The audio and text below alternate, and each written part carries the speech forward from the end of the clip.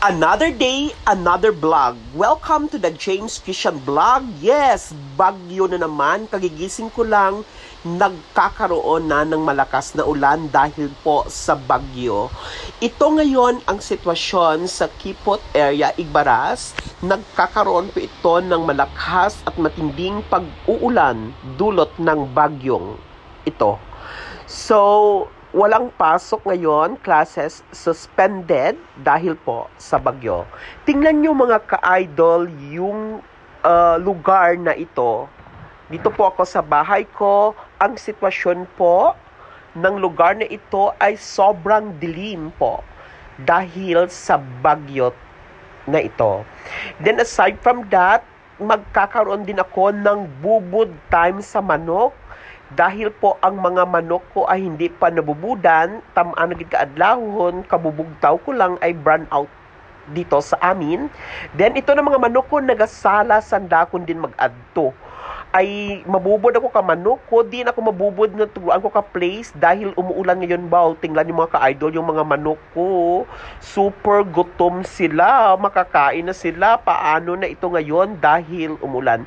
Pumunta ako sa lugar na kung saan merong walang ulan at dito na ako magkakaroon po ng balang or basya ng mga feeds para sa mga manok ko dahil manok ko sila.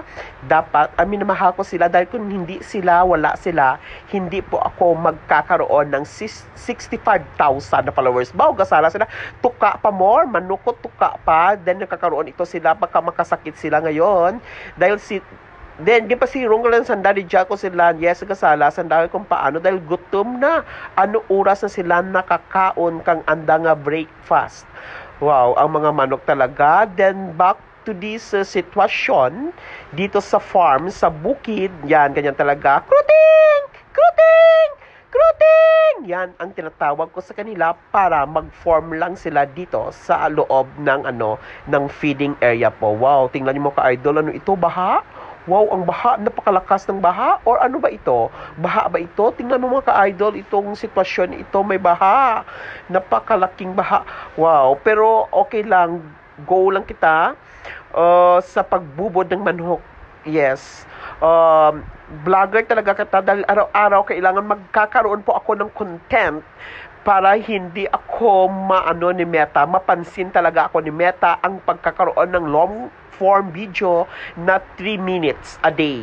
Yan talaga, yes. Ito po ang mga manok na ito ay nagsiserve din sa akin ito ng mga pagkain, then yung mga egg niya at saka ang kanyang meat po. At pwede din ito ibenta. The James Christian Vlogs